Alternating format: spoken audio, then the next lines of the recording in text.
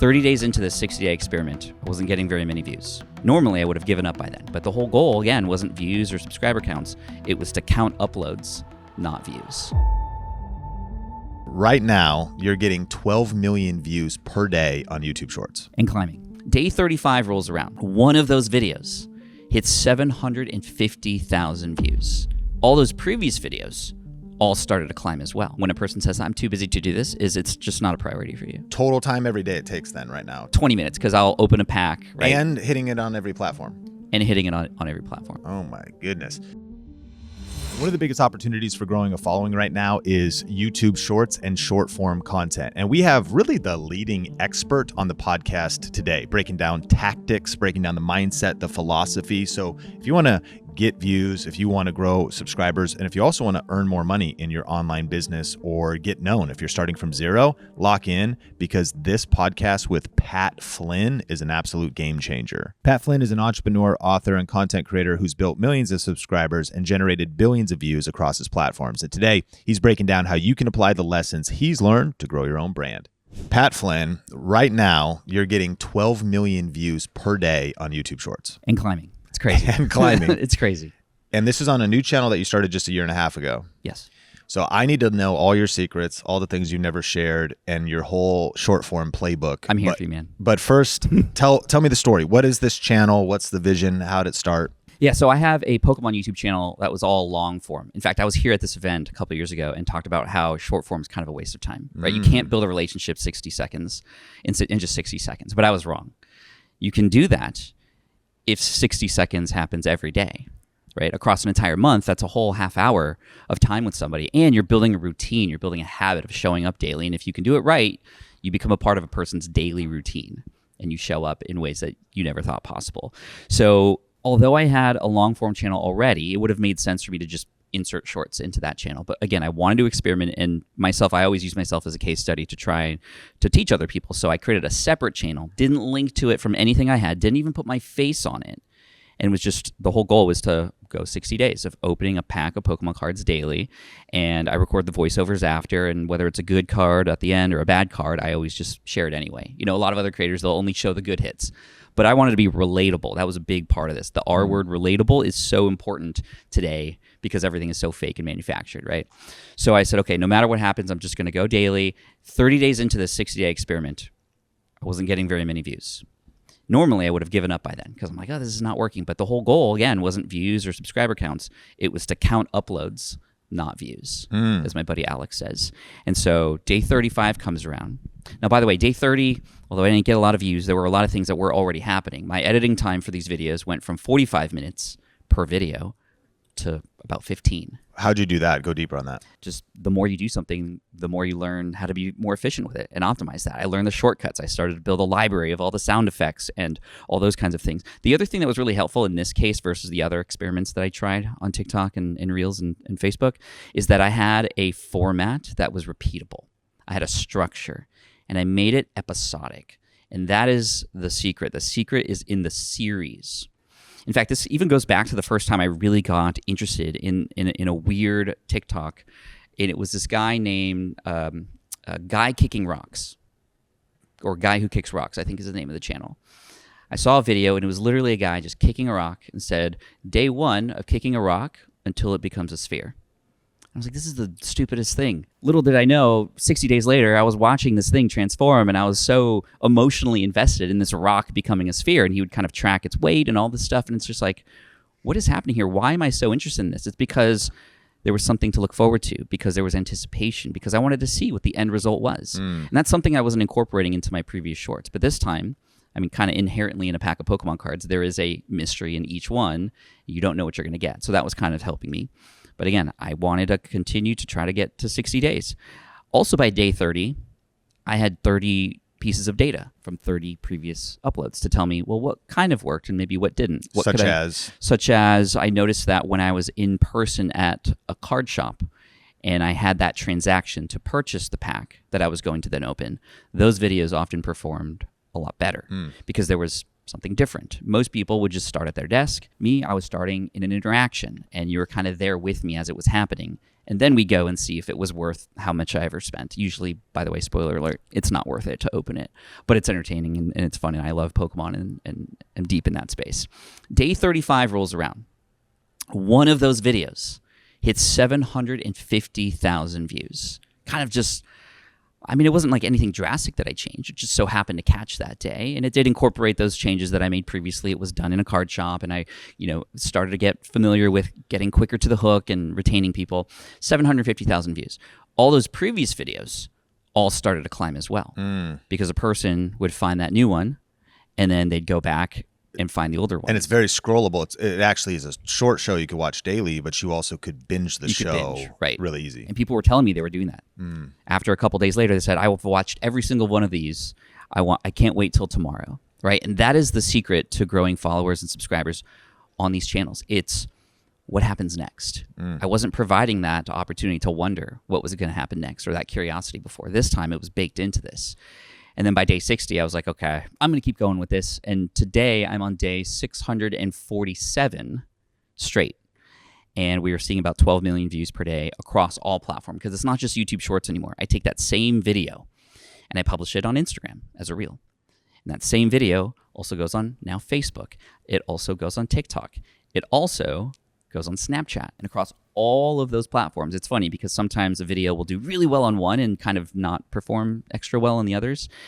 Sometimes it goes well on all of them, and sometimes it bombs. But that's the cool thing about shorts and short form. Every day is like a new opportunity, right? Whereas before, especially with long form video, and I'm creating one video per month or one video every other week, it's like if you miss on that video, you kind of have to wait a while till you get another chance. Not to mention, you were slower to collect that data that then tells you what's working and what's not. So that's why for anybody starting any short form content, I say go daily, because that's going to teach you faster what's working and what's not. I wrote about that sort of effort in my book, Lean Learning. You just like the learning comes from the action you take. So in the world of content, publish faster. You'll learn faster. You can adjust. There's very little risk in publishing a video that bombs because you have tomorrow and then the next day and the next day. And then over time, optimizing the storytelling within these 60-second videos. Actually, I think a big thing that happened was I took a lot of my podcasting brain and my kind of episodic show brain and put it into this series. And I created a little jingle at the beginning, and it's, should I open it or should I keep it sealed? Very inspired by like the Empire theme song, or, all those like little old 50s kind of jingles. Shout out to Music Radio Creative, by the way. I gave them that tune. It's an audio file that nobody will ever hear because it's terrible, but they made it sound great after my little wave file I gave them. And that is at the beginning. So I flip the pack in 1 second. Should I open it or should I keep it sealed? A question that I now propose to the viewer that sticks them around, that keeps them stuck to wonder, well, should you have opened this or not? Right? So the long form storytelling that I've learned is now shortened and compacted into a 60-second. In the show name itself, the concept itself, the idea itself is a question that creates tension. Yes, and it's a question that a lot of collectors ask ourselves all the time, but it's also relatable for anybody who's maybe not even into Pokemon. That's the other thing. It hits a general audience because it's so quick that you're not, quote unquote, wasting time watching somebody open Pokemon, but it opens a question that then I deliver on, and I yield that result for them at the very end. Right? The secret is in the series, and I have an acronym. It's easy. Right? It's episodic. It's authentic. Right? Just like right now, you're seeing me struggle with this, but it's real life. It is something that is structured, so that format, again, makes it very easy for me. I know what tomorrow's going to be like because it's the same video, just a different pack every time. It's the same structure. People are expecting that. And then why it yields a result. I got so many questions and so many strategies to get into, but first, for listeners that would be like, okay, cool, I want to follow that format, but I'm in insurance, I'm in real estate, I'm an online marketer, I'm a coach. What would you recommend? How could that look, or how has that looked for anybody you coach? If you give a couple examples, if we just now get stuck, like I see the idea, but you're tapping into giant IP Pokemon, and you tap into a lot of deserves all the respect in the world, but there's a certain level of scale to it.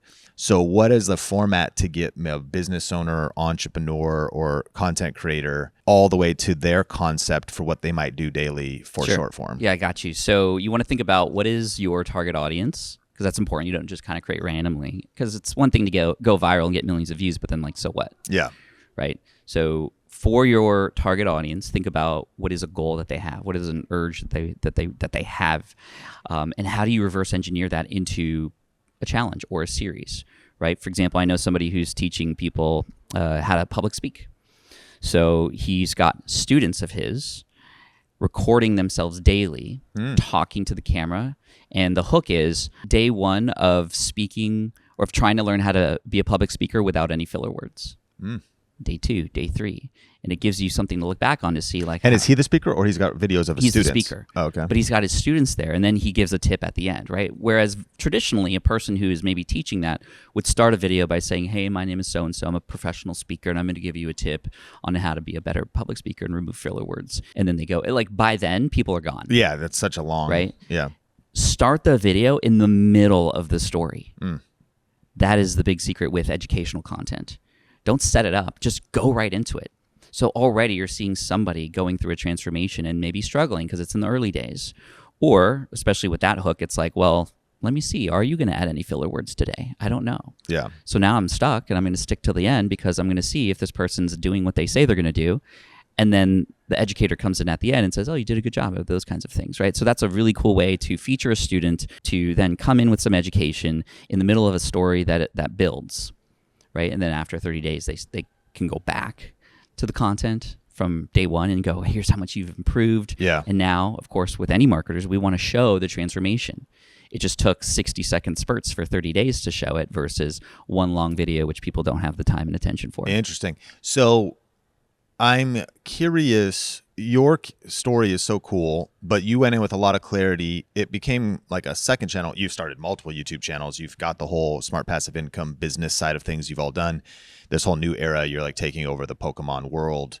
You have your long form channel. You start your short form channel. You go into it though with the name of the show. I didn't. No. Oh, you didn't? No.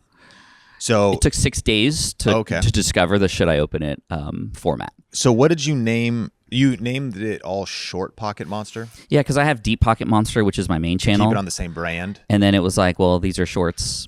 Related to that. I'm kind of short. Got it. So the channel name, the show name was discovered actually after some experimentation. 6 days, you're figuring it out. But I guess my question is, how would you recommend somebody who they have their pre-existing social media or accounts, maybe their channel is named Pat Flynn, their first and last name, Sean Cannell. And I'm seeing some people do like 100 days. So also maybe like, I don't know if I want to commit to this for 655 days of the same show. Do you recommend like spurts of common themes to open loops and close them? Yeah, that's a great idea, and often what I recommend, because you don't want to commit forever. And again, I didn't know I was going to do this for this long. It just so happened that it worked after the 60-day experiment. But you do need to give something an amount of time. And the time is a tool that can help you and your audience know, again, what's coming and what to do at least within that certain time frame. So perhaps you wanted to try to lose weight, for example. Like, and I'm gonna work out every day for 30 days. Come follow me on this transformation. But again, you don't start by saying that. You were literally on the treadmill, sweating. All right, guys, I'm going to be, I don't know, this is, people are very bumpy on my treadmill, but you're in the middle of the story, what's happening, and then now I have to see what this person's going to do, right? It could be something like that, something transformational. It could be kicking rocks, right? Whatever it is, you just have to do it for a period of time and let your audience know that you're going to be documenting this journey. So we've helped thousands of people go full-time on YouTube here at Think Media. And one of the things we discovered from analyzing their channels is that there's 5 stages of YouTube success. So our team got together and we actually created a free resource. You can check it out at mycreatorquiz.com. And what it does is it will walk you through a series of questions that will get you fierce clarity on where you're at on YouTube right now, what's holding you back, and what you need to do next to unlock that next level of views and subscribers.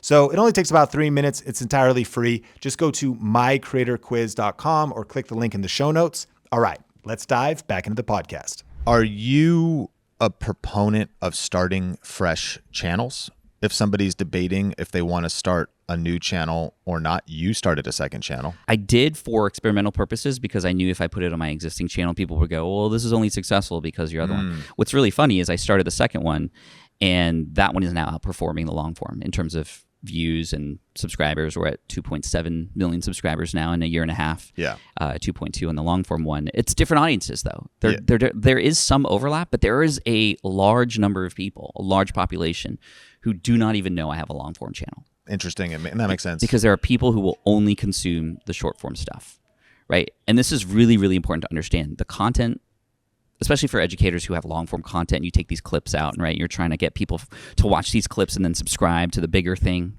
right, the long form podcast, whatever it might be. That is the wrong way to think about why you do those clips. Yep. You do those clips because you're able to now get parts of your show in front of people who would have never listened to the full thing otherwise, who can discover you from that clip, right? The content is in the clips now.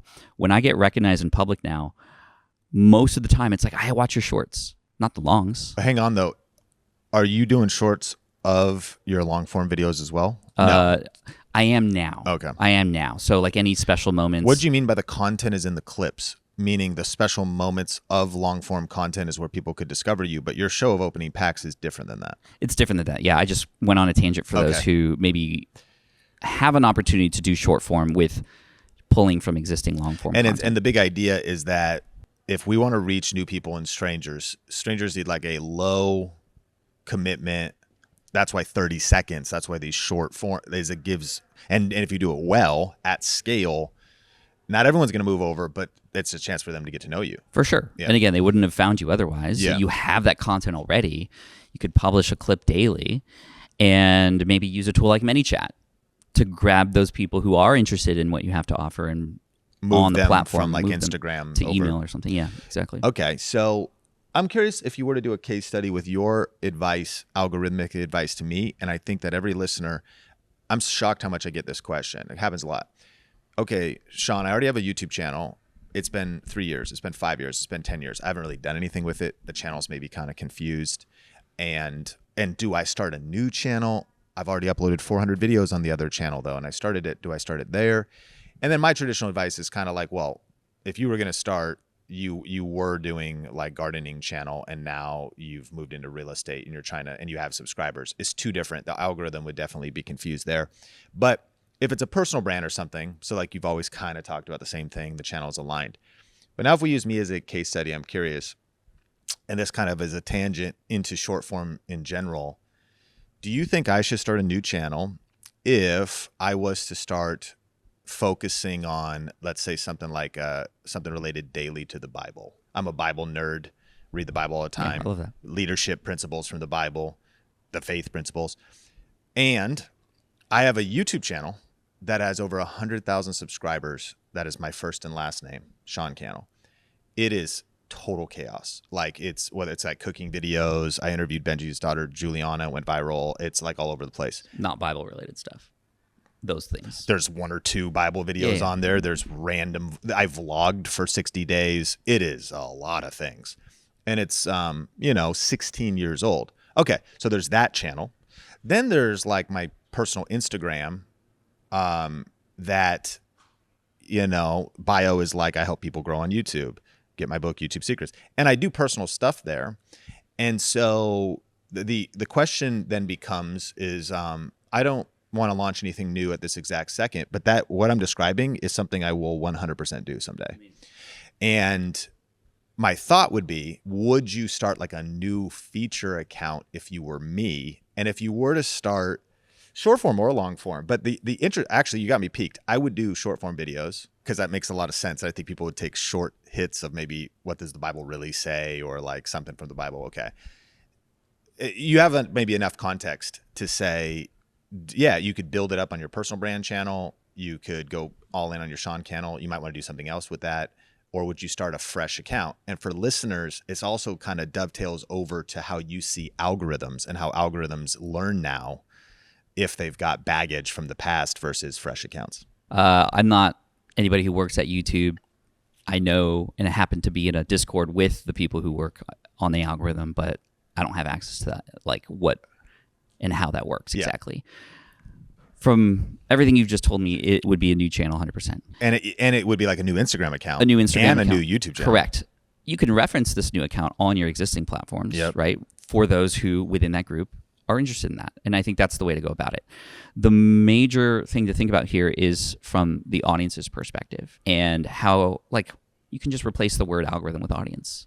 Would the audience be confused if you talked about all these kinds of things? Especially when it comes to growth, you can't expect a person to go in and start to like read your history and look at everything, right? They're just seeing what's popping up now. Yep. And so a new channel, Sean Cannell Faith. Yeah. New video every day. I'm going to, and for 30 days, I'm going to pull out a verse in the Bible and I'm going to ask a random person on the street what they think that means. Yep.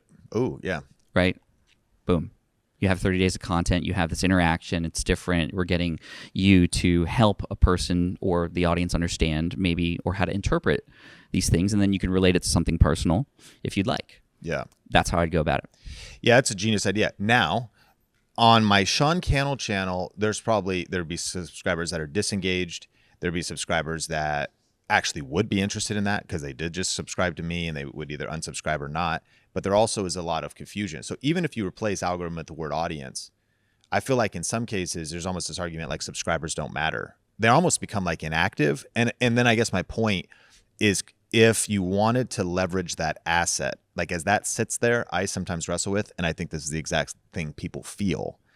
Even if it's 300 subscribers or 300,000, I've already posted hundreds of videos. It's already a personal brand channel. And if I just push it hard, do I unlist videos and pivot that channel to leverage that as an asset to build from? Or would you still say start fresh? I would still say start fresh. I wouldn't do anything with older videos and trying to remove things to kind of like change the perception. In most cases, I mean, there's going to be edge cases and maybe opportunities to do that in some cases. But in general, I think not only for the audience and the algorithm, but for you, having a separate channel where you know these kinds of content exists, structured videos about this particular topic. It's just going to help wrap your head around where that goes and then silo that in terms of production and all those kinds of things. Okay, I really want to get into some tactics still, and there's so many already, but continuing on that a little bit with people starting second channels, this might be news to you. I'm just curious your take. I caught that Gary Vee was doing some kind of a talk and then they screenshotted some B-roll and he talked about there's a reason why we started Gary Vee Wine on Instagram and Gary Vee Jets as in the football team. Yeah. And he started these niche accounts even at the expansion of his personal brand. Do you think that's an extension of what you're describing here to build up like fandoms or audiences around niches? Potentially. Gary is an anomaly. Yeah. I went into his office a couple of years ago and I saw like 40 people who manage his social media accounts. So there you go. You know, you see how many people are working behind the scenes there and you're like, oh, he's not actually the one doing all of this. Totally. So he can cast the vision, but then he puts somebody on it, lets them go through footage all day long for their full-time and we job. can't like to try to attempt to do a percentage of what he does, which is actually not just him, is you're going to drive yourself nuts. So I would focus on one thing at a time. But to your point, creating separate siloed platforms for different audiences or different messages may make sense, but I think I would only worry about that after figuring out one. Yeah. And you might not even need the others. And would you, when we first talked, when I first heard about this Shorts Pocket Monster channel, you said you shot this all by yourself, edited it all by yourself. You were a one-man team. Still. And that's still true. Still true. As only me. That's important for me for a couple of reasons. One, to continue to be able to share an example of somebody who's busy and who is managing all this stuff and has a family. It's like I'm still able to find time to do it. And this is why optimizing the production of it was really important to me because I don't have a lot of time. Yeah. Yet I was still able to make it happen and now get to a point 600 episodes later where I've kept up daily. And I do batch process. That helps me too. For example. Hang on. And now do you take that final export and you're personally posting it on all those platforms? Correct. How long does that take? Not very long. Very quick. I've gotten it down to 2 minutes. And you upload it to Snapchat and title it, and you upload it to YouTube Shorts and title it, and all upload of it to it's Instagram so fast. and do the caption. Like I wish I could just show you. Do you just do it on your phone? I do it on my laptop. So I edit on my laptop. I use ScreenFlow just because all these editing tools eventually get you to the same result. It's just what works for you and does what's it look faster. clean? Does it? Yeah, whatever. Right. So I have my library of sound effects, my library of GIFs that I use. I have the jingle with the text that pops up in a master template that I just copy and paste into the new one. I have the structure down. It's kind of the same thing repeated every day. Yeah. But that's what people want. Totally. And so then So total workflow, now that you know, and you've built momentum, and it's actually insane. The headline of like solo busy dad business owner builds, 12 million view a day channel. 40-year-old opening cardboard with cartoons on it. 40-year-old opening pieces of cardboard with no AI, None. no help, and a simple phone and laptop. And a passion and a dream. And passion and a dream and grit and the hustle and the love builds channel. So it's kind of inspiring, and it proves it done. Like for anybody who said, I'm too busy to start a YouTube channel, I'm too busy to do social media. You all really are. It actually is inspiring to hear your story. I can see why you're doing that. Like you're finding a way to do it. Yeah, I just interpret when a person says I'm too busy to do this is it's just not a priority for you. Sure. That's it. That's really what that means. Yep. How can you make it a priority? How can you get yourself to get off your butt and just do it? Total time every day it takes then right now to do 12 minutes. Total episode. time for the whole show? 20 minutes because I'll open a pack. Right? And hitting it on every platform. And hitting it on every platform. It takes a 20-minute 20 turnaround minutes. to do your daily show that's getting 12 million views Before a I day. came here to social media marketing world, I recorded 3 episodes because I'm going to be gone I was gone from home for 3 days, or I am gone from home from 3 days, and I just scheduled them, so they're all ready to go. They're going to go up on every platform. Every platform, 8:30 p.m. Pacific. Oh my goodness! If you've been feeling stuck on YouTube or you wish you were getting results faster, I recommend checking out viralvideocoach.com. Years ago in my life, I was experiencing chronic pain in both arms. It was up to a level 10. It was so frustrating. My hope was actually going down, and I ran into a bunch of dead ends. I bought some books on it. I didn't actually read them. I'm sure the books were good. I bought some online courses and again, did about half, but still found my stuff unable to fully solve the pain. But then everything changed when I hired a specialist. And that really is what viralvideocoach.com is. We have a coaching program here at Think Media that will give you the accountability and the support and the feedback so that you can see the things that you can't see, the opportunities on your channel, fixing what's broken.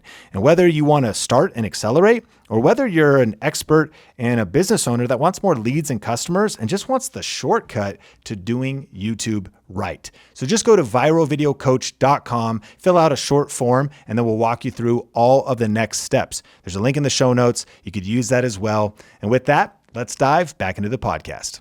So, okay, there's a lot of that, the systems you're breaking down, the simplicity, the time it takes to get there. It's cool to start and tweak it in. I want to hear now then tactics for anybody that wants to get views on shorts, any platform, maybe the nuances of different platforms. And you recently did a 30-day challenge, and you did a 14-day challenge for short form. Mm-hmm. You could take this however you want to start it, and I just want to pull it apart. But like, what is working? What are the tactics for getting views with YouTube Shorts and short form videos right now? Hook is everything. Okay. It's the most important thing. And with the students of mine, we had How thousands. do you define hook? Attention-grabbing moment. Because it's not just what you say. It's not like a hook is necessarily a sentence, although it's part No, a of hook it. could be what you see or what's happening or some interesting kind of part of the middle of the story that then you kind of go, well, here's how I got here. Yeah. Right? You share those moments that are interesting up front because people are literally flipping and instantly moving on until they find something that captures their attention. What have you learned that makes a great hook? Curiosity, visuals, right? I had a friend of mine who was opening packs too of Pokemon and in his own way.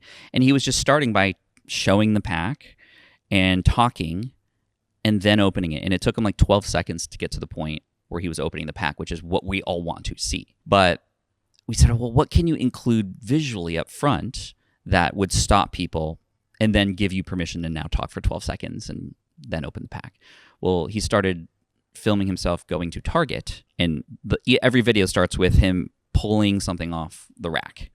And now that very relatable moment, the thing that we all hope to see at Target, the pack coming off, becomes a start. And he uses a voiceover. The voiceover is a very big tool that we could use to fine-tune and craft that story and insert a hook after the fact. You're a big fan of voiceovers. That show is a voiceover. That show is that you do entirely a voiceover. On my long form videos, much of the video is voiceover. It's like voice in my head, kind of Dexter style. Yep. Less bloody, but yeah.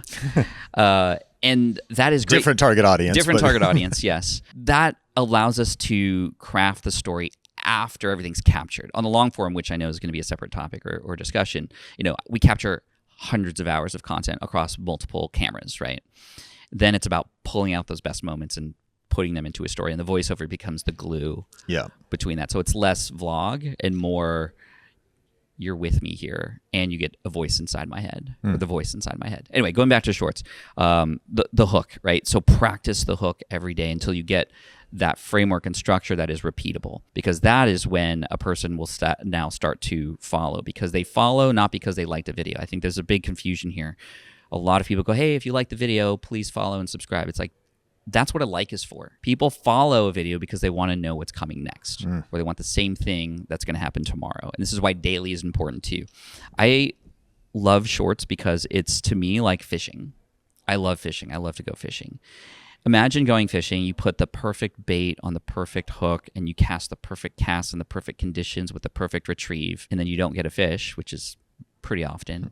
What do? You pack it up after that one video? No, you cast again, and you cast over here. You maybe try a faster retrieve, a slower retrieve. You never know, that next cast could be the lunker, right? Yeah. And that is what is so fun to me about short form video. Every day is a new cast to potentially catch the big one. And then eventually, in fishing, for example, you learn the pattern. Oh my gosh, they're biting the purple margarita-colored robo-worm today. Okay, I'm going to stick with that here because that's what's working in these conditions. And then you just, you're just crushing it. Yeah. Okay. So do you have any favorite business examples or just of hooks that could inspire listeners? There's a guy who, in our challenge, he's a Canva designer. Yep. Drew, I think is his name. He started a series. It was like, bet you didn't know you could do this on Canva. And he also did a little jingle. He got inspired by my stuff. And it just starts with him showing, bet you didn't know you could do this on Canva. It takes 2 seconds, which opens up a question like, bet you didn't know what? What are you going to teach me? It's that headline is the hook itself. The show name is a hook. So after starting that series in our challenge, he's getting an average of about 150,000 views per video. Some of them have gotten millions, right? Because sometimes you get the lunker. And every video starts the same. You scroll through, it's just like, bet you didn't, bet you didn't, bet you didn't, bet.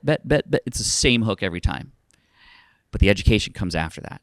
And it's masterful. It's great. And now he's getting clients, and now Canva knows who he is. And it's like all this stuff is happening as a result of that, right? It's just removing the complication, not just in production and what to film, but for the consumption.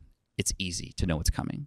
So therefore you subscribe, especially if you're in that world and that's something it's great you want. Okay, so what would be the next thing? I mean, is it what comes after the hook, or is there other tactics for crafting? Yeah, I mean, there's a lot of, adding visuals when it makes sense, right? Not going overboard, sound effects and little pop, like when I put a price on the screen, it goes, right? Yep. And then I've built this bank of sounds that people recognize, and they didn't come right away, right? I've slowly added over time. I've just continued to refine daily. If your videos take you 20 minutes to edit, you put the price of every single card you show. Not always. Not always.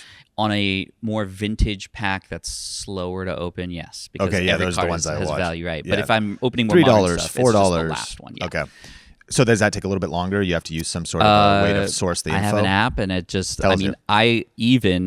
this is an app called Collector, where you can kind of track your collection and stuff. I'm friends with the founder, and I was like, hey, can you build a screenshot feature for me that you can just take the price and put it on the screen? I think a lot of other creators and myself would enjoy that. Nice. They built that in 2 days, and it's like what I use now. It's just like... That's cool. That's like a detail of working on your workflow to get an element dialed in. Yeah. Okay, if you describe one of your shorts and you were to just say, or maybe you could say, what am I missing? What we're talking about here, for those who haven't watched the channel, and they should, just to even get inspired for their own niche, their own content. But you've got a music jingle. Does music play under it? It does. And I have 3 songs that I use every time. One is more of there's a stickiness to that. There's a stickiness to it, yep. Not just a jingle, but there's music. There's sound effects. Sound effects. There's visuals when necessary. What I would see, the price pops up on a certain card. What other visuals or words? I will also, I learned this over time. It's like, okay, well, I'll talk about what I hope to see, right? There's often a very expensive card that I hope we get, right? Again, that opens that loop. I then learned to show that card so that people can see it and look out for it at the end. So in the middle, when I'm like, oh, I hope we get the Mega Charizard or whatever. Which is a screen grab from somewhere else of the card you're hoping for. Yes, from collector. Yeah. Now. But yes, I mean, I would just pull that from eBay or. So then that cuts in. So that cuts in, and then it swoops out, and I have like little swooping noises that I started to add, and all this kind of stuff. Eventually, one day I randomly added this meme sound from a Vine long time ago where a guy was doing this, Who's That Pokemon game. You know, if you've ever watched Pokemon, they show like a silhouette of a Pokemon and then you have to guess who it is. There's a meme from a 5-second Vine of a Clefairy being shown, but the guy goes, "It's Pikachu!" Yeah. It's like really loud and obnoxious and it's funny. I added that when I pulled a Pikachu one day, and then the next day people were like, "You should always do that." Like the commenters, they're like, "Where's it's Pikachu?" So I add that sound effect whenever I pull a Pikachu, and when I forget to do it, people get upset. They get pissed off. Wow. Because they expect that, right? When I change the song to something completely random one day, they notice that. Yeah. Why is the song different? Why is the song, like some other things happened like over time. This is going to be really important for those who might be a little scared to do this and put themselves out there. So the camera is really close to my hands, right? Because I'm opening these packs, which means you can see my fingers. Yeah. And I have very weird, strange looking thumbs. They're club thumbs. They're like, I just saw your eyes go down real quick. I was curious. Checking them out. Yeah. I call them Megan Fox thumbs because they look a little, that makes me feel better. I call them Nintendo thumbs as well. Yeah. Okay. I'm like, oh, it's from all the gaming. No, they're just club thumbs. It's the thing. Okay. They're short and kind of fat. Okay. And then in the beginning days of this video series, people started making fun of them. They're like, "Oh, this guy's thumbs are nasty, puke emoji," and I was like, "Oh, like wanting to hide, right?" But I was like, you know what? I want to embrace this because this is me. Like, great, you're pointing out something that's uniquely me. I'm gonna lean into that. Yeah. So I literally call them out one day and I say, "Yeah, I know I got nasty thumbs. They're kind of like Diglett thumbs. Diglett is a Pokemon that kind of looks like my thumbs." Okay. Fast forward to today, when I go to a card convention, I am signing Diglett cards all day long. Okay. It's like a common Pokemon that nobody really cares about, but now when they see a Diglett card in a pack, they think of me. Yeah. That's deep. And like people are like, "You should tattoo Diglett on your thumb." And it's just like, one time I was at an event and they're like, "Wait, are you the should I open it guy?" That's what I'm called now. Yeah. I'm not even Deep Pocket Monster. I'm like, "Oh, you're the should I open it guy." And they're like, "Let me see your thumbs." To verify. It is you. To verify. That's amazing. So, I mean, there's so much there. Like, I would recommend listeners that are new to you, your book, Superfans. Thank you. Yeah. Because there's so much genius that you do, things you've learned in terms of community building. What would you almost call those? You'd almost call them like lore. It's part of the culture of our brand, The right? culture of your It's brand. the language, the brand language. Brand language, moments, audio. And what I want people to Easter hear, egg, and I like- don't know if I'm missing anything, but it's like over time, and that's another layer. It's not just sound effects, jingle, music, the editing, sometimes some other things, but you're making this short form show also have reoccurring themes or reoccurring elements. Characters like my thumb. Your thumb becomes a character. Right. Exactly. Yeah. Exactly. It is amazing to see what has happened and the elements and principles of storytelling still mattering here. The other thing that there's so much to unpack with just this 60-second short, right? Are they always 60 seconds or less? No, sometimes they're longer. In fact, they because platforms allow you to go 90 seconds. Minutes now. 3 minutes now. Is 3 everywhere? 3 everywhere now. Yeah. Snapchat's 3. I mean, TikTok it could be 10 or an hour, but Instagram's 3. Yeah. Just all 3. Yeah. And then So YouTube I mean, I've Shorts is 3. done 90 seconds, 120 seconds sometimes if there's more packs to open, but generally speaking, it's 60 to 90 seconds. Yeah. I then started a sub series within this series.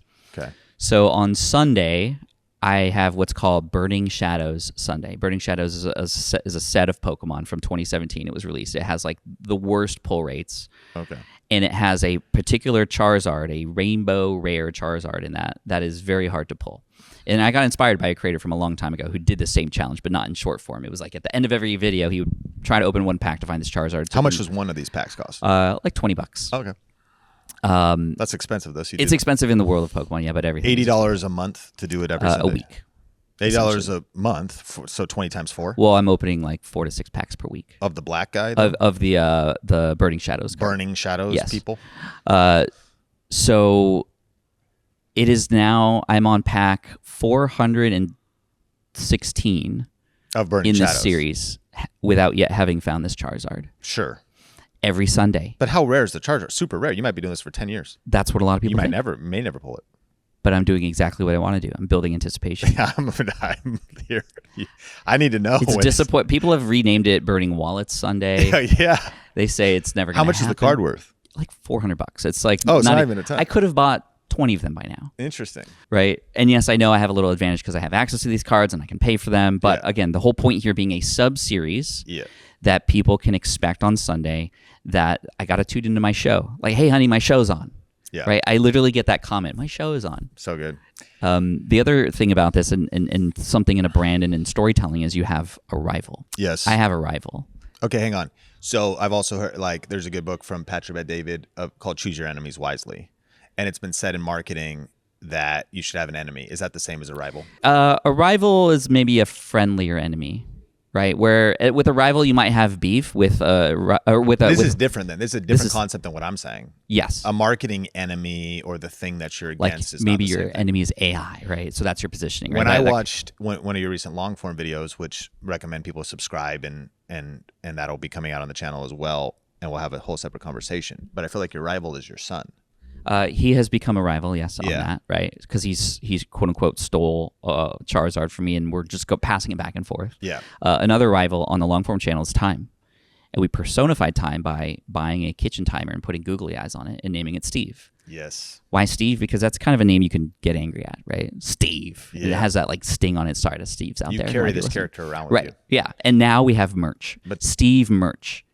We sold out in an experiment 500 plushy Steves, which again is just a soft version of a kitchen timer with googly eyes and eyebrows. What time did you set since they were printed all the time? 2:31, which is 151 minutes, which is a callback to our finding 151 Pokemon challenge. Okay. They sold out in 2 minutes. Yeah.